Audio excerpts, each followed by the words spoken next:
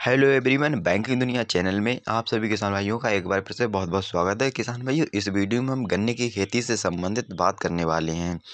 तो वीडियो शुरू करने से पहले चैनल कर लीजिए सब्सक्राइब और साथ में बेल का आइकन जरूर दबा दें, जिससे क्या होगा भविष्य में ऐसी और आने वाली वीडियो की नोटिफिकेशन आपको मिल सकेगी।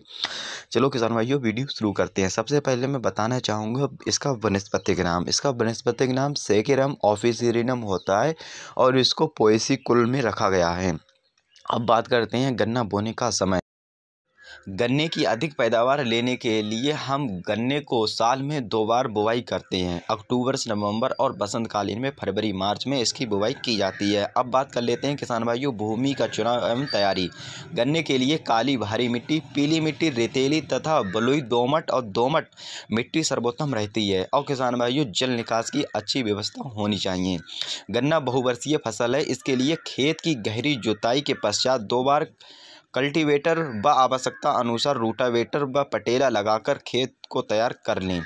और किसान भाइयों मिट्टी भुरभुरी हो जाना चाहिए, जिससे गन्ने की जड़ें गहराई तक जा सकें और पौधे को आवश्यकता अनुसार पोषक तत्व मिल सकें।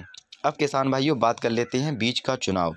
किसान भाइयों, जिस गन्ने बीज को हम अपने खेत के लिए चुन रहे हैं वो 9 से 10 माह का होना चाहिए। गन्ना बीज उन्नत जाति का, मोटा, ठोस व शुद्ध, रोग रहित होना चाहिए और यह भी देख लें कि गन्ना खेत में खड़ा होना चाहिए और साथ ही साथ उसकी आंखें अंकुरित नहीं होना चाहिए। और गन्ने को हम पैकड़ा बनाते समय इस बात का ध्यान रखें कि 2 आंखों का ही पैकड़ा बनाएं। अब किसान भाइयों बात कर लेते हैं बीज की मात्रा।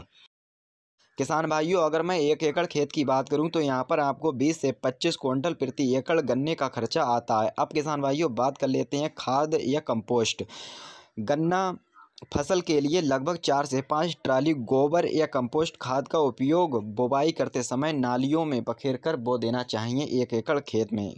किसान भाइयों, गोबर खाद के कारण ज़मीन में हवा व पानी का संतुलन बना रहता है, मिट्टी में जल धारण की क्षमता बढ़ जाती है, जीवाणुओं की भी संख्या बढ़ जाती है। और किसान भाइयों, अगर आप नालियों में ना डालकर जुताई के टाइम डालना चाह रहे हैं तो गोबर की खाद तब भी डाल सकते हैं और डालने के बाद गहरी जुताई कर देना चाहिए। अब किसान भाइयों बात कर लेते हैं उर्वरक। आपको कौन कौन से उर्वरक डालना है। किसान भाइयों, सबसे पहले मैं एनपीके की बात करूंगा। एनपीके में 3 पोषक तत्व पाए जाते हैं, नाइट्रोजन, फास्फोरस और पोटास। नाइट्रोजन, फास्फोरस, पोटास ये पौधे के प्रमुख पोषक तत्व होते हैं, इसलिए किसान भाइयों इनको डालना बहुत ही ज़रूरी आवश्यक होता है। किसान भाइयों, पहले इनके कट्टे अलग अलग आते थे, अब भी अलग अलग आते हैं, पर कंपनियों ने क्या किया है कि एक ही कट्टे में हमें तीनों पोषक तत्व दिए हैं, जिसको हम एनपीके 12-32-16 के नाम से जानते हैं। किसान भाइयों, अगर मैं इसकी मात्रा की बात करूं तो 60 से 70 केजी प्रति एकड़ के हिसाब से हमें एनपीके डालना चाहिए। और किसान भाइयों साथ ही साथ इफ़को कंपनी का सागरिका के नाम का एक प्रोडक्ट आता है, इस प्रोडक्ट की 10 केजी मात्रा एनपीके में मिलाकर बुवाई करते समय या फिर अंतिम जुताई से पहले हमें बो देना चाहिए। अब किसान भाइयों बात कर लेते हैं कि हमें फिप्रोनिल डालना चाहिए या फिर नहीं। किसान भाइयों, फिप्रोनिल ज़रूर डालना चाहिए, जिससे कि हमारे अंकुरण के समय कोई कीट ना लगे। किसान भाइयों, इसे आप 2 प्रकार से दे सकते हैं। अगर कूड़ इसकी स्प्रे करना चाहते हैं तो स्प्रे वाला फिप्रोनिल लेकर कूड़ भी स्प्रे कर सकते हैं, या फिर दानेदार फिप्रोनिल बोना चाहते हैं तो खाद में मिलाकर इसे बो सकते हैं। किसान भाइयों, ये वीडियो आपको कैसी लगी कमेंट बॉक्स में ज़रूर बताएं। जय हिंद, जय भारत।